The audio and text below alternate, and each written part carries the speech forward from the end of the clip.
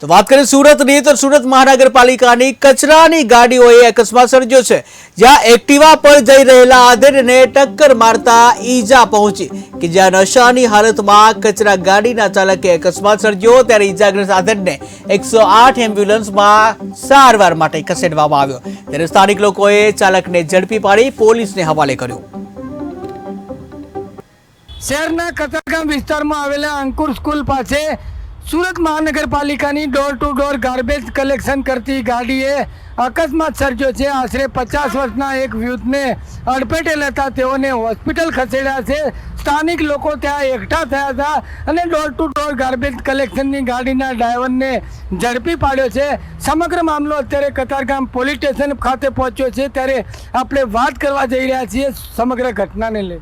જે આપનું નામ? મારું નામ અશ્વિનભાઈ ગાબાણી। અશ્વિનભાઈ, શું ઘટના બની? અમે ત્યાં ગયા ત્યારે પબ્લિક ભેગું થઈ ગયેલું હતું, એક ભાઈ પડી ગયેલા હતા અને કચરા પેટી ગાડીવાળો ભાગતો હતો, એટલે પૂછવામાં આવ્યું તો એ ભાઈને કચરા પેટીવાળો ભગાડી અને કચરા પેટી લઈને ભાગ્યો હતો। 2 જણા આગળ જોઈ અને કચરા પેટી ઊભી રખાવી, આડા ઊભા રહ્યા અને પકડ્યો એને। અમે જોયું તો એ ભાઈ ફૂલ પી ગયેલો, નથી એની પાસે લાયસન્સ કે નથી કોઈ કાગળિયો એની પાસે, કોણ એની ઉપર છે આપણે પૂછવામાં આવ્યું તો કંઈ કાંઈ નહીં, કાંઈ જવાબ જ નથી।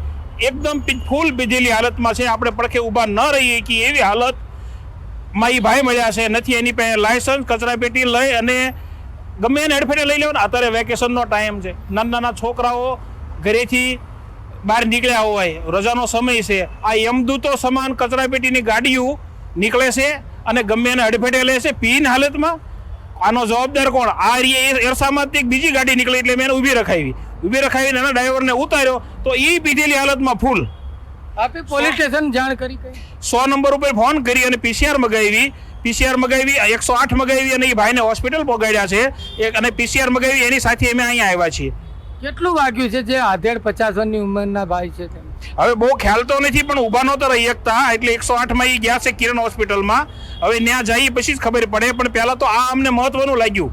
આજે એક વડીલને ઝપટે લીધા છે, કાલે બીજા નાના મોટા કોઈ પણને ઈજા પકડે થાય, આનો જવાબદાર કોણ? આ કચરા પેટીના જે કોન્ટ્રાક્ટરો, જેડો, આઈના કોર્પોરેટરો કે કમિશનર, કોણ જવાબદાર છે? હું સવાલ પૂછું છું તમને કે આ યમદૂતોને દારૂ પીધેલી હાલતમાં નથી લાયસન્સ જેવા નાના છોકરાઓને તમે ગાડીઓ આપી દો?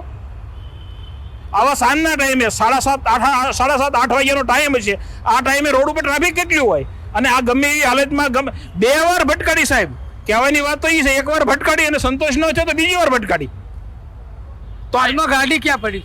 ગાડી કચરા પેટીની 2 ત્યાં જ છે, આપણે 24 કેરેટની સામે પડી છે એક ગાડી અને એક થોડીક એનાથી આગળ પડી છે। આ કોન્ટ્રાક્ટરને જાણ કરવામાં આવી તમારે ડ્રાઈવરે કે આ અકસ્માત કર્યો? નંબર જ નથી આપતો એ, અને જે નંબર લગેલો છે ગાડી ઉપર એનો લાગતો નથી, એટલે તો પૂછું છું સાહેબ કે આનો જવાબદાર કોણ? કોન્ટ્રાક્ટર, કોર્પોરેટર, જેડો, કાર્યપાલ કે કમિશનર? પોલીસે શું કાર્યવાહી હાથ ધરી? હજી તો કોઈ વસ્તુ કરી નથી, અમને બેસાડ્યા છે અને હમણાં લખી એમ કે છે। ત્યારે આપ જોઈ રહ્યા છો અત્યારે જે કતારગામ પોલીસ સ્ટેશનથી સીધા આપને દ્રશ્યો બતાવી રહ્યા છે। અંકુર સ્કૂલ પાસે ડોર ટુ ડોરની ગાર્બેજ કલેક્શનની ગાડીએ એક 50 વર્ષના વૃદ્ધને અડફેટે લેતા તેઓને હોસ્પિટલ ખસેડવામાં આવી રહ્યા છે। ખાસ કરીને યમદૂત સમાન ગાડીઓ સાસવારે અકસ્માતો સર્જી રહી છે, ત્યારે ત્યાંના સ્થાનિક કેટલાક જાગૃત નાગરિકો દ્વારા ડ્રાઈવરને ઝડપી પાડી અને પોલીસના હવાલે કર્યો છે। હાલ તો પોલીસે સમગ્ર ફરિયાદના આધારે અત્યારે ફરિયાદ નોંધવાની તજવીજ હાથ ધરી છે। કેમેરામેન આરિફ સાથે બલદેવ દેસાઈ, KTV ન્યૂઝ ગુજરાતી, સુરત।